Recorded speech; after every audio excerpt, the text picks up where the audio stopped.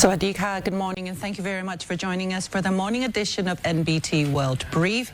Today, Saturday, the 22nd of November, 2025. You're here with me, Sanita Sidakit Krathon. Our first story, heavy rain prevailed in many areas of the south over the past 2 to 3 days, exacerbating flooding in Nakhon Si Thammarat. Locals in certain districts are now using boats instead of cars for transportation.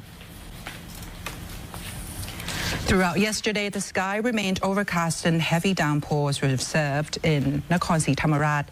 The 15th Irrigation Office was installing additional water pumps to propel flood water in the town area out to the sea and reduce the level of inundation in low-lying areas. At the Ramkhamhaeng University area in Prapom district, the water level remained high, making it difficult for people to get to places in their vehicles. Supawadi Thongkae, an official at Thai Sampao Sub-District Administrative Organization, said that despite the high water level, it was fortunate that the flooding occurred during the daytime, as this meant locals were able to take action and respond accordingly. Meanwhile, some areas in Prapom district were only accessible by boat, and a number of locals were unable to leave their homes. In Satun province, heavy rains triggered overflows from canals into communities. The relevant personnel were filling sandbags in response to impacts from those overflows being widely felt in the province. 6 districts in Satun are officially currently identified as flood-affected areas, with Kwandon district boasting the highest number of affected households at 966.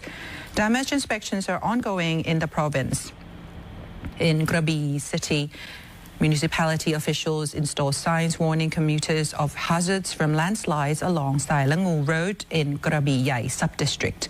Drivers were urged to exercise caution as landslides may occur after the soil on the mountainous slopes took in large amounts of water due to continued rainfall.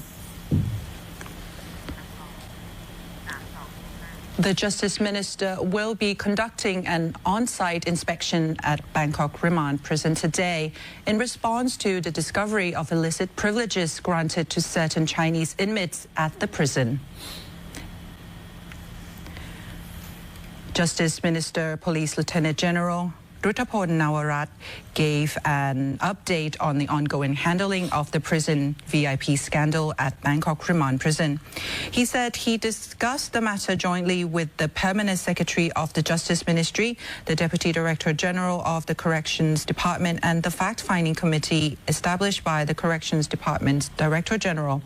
Information from the Department of Corrections confirmed the existence of a hidden room beneath a staircase, contraceptive materials and women being brought inside to meet certain inmates, noting that what transpired was a grave and damaging matter for the Ministry of Justice. The Justice Minister said he will conduct an on-site inspection at Bangkok Remand Prison at 9 a.m. today to check on the relevant details. He said that 300 personnel at prison will now be screened to determine the individual involved in the scandal. The minister added that deleted security camera footage have been partially restored, giving officials a considerable amount of evidence proving that inmates were walking in areas they were not supposed to be able to access. Prime Minister Anutin Chanwiragoon expressed support for the Justice Ministry's actions, stating that previous operations have already deported many Chinese offenders and seized their assets.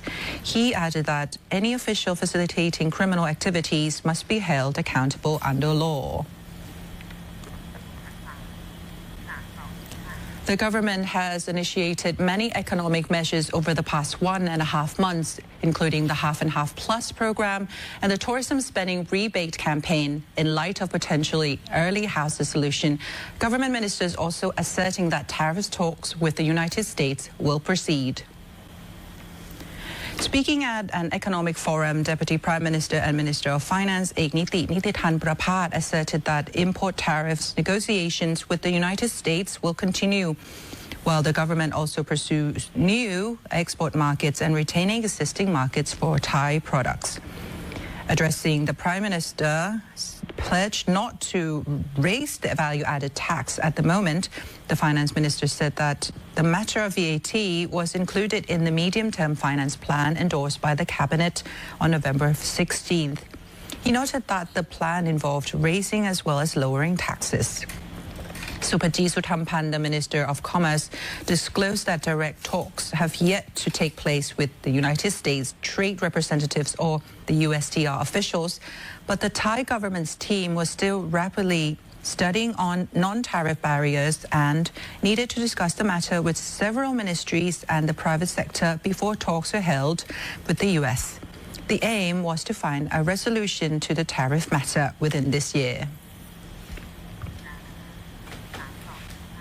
And that wraps up this edition of NBT World Brief. You can stay connected with the latest development right here on NBT and NBT World. For more stories, simply scan the QR code on your screen to access full coverage across all media platforms. Until next time, I'm Shanita Sidakit Kriyathorn. Sawasdee ka.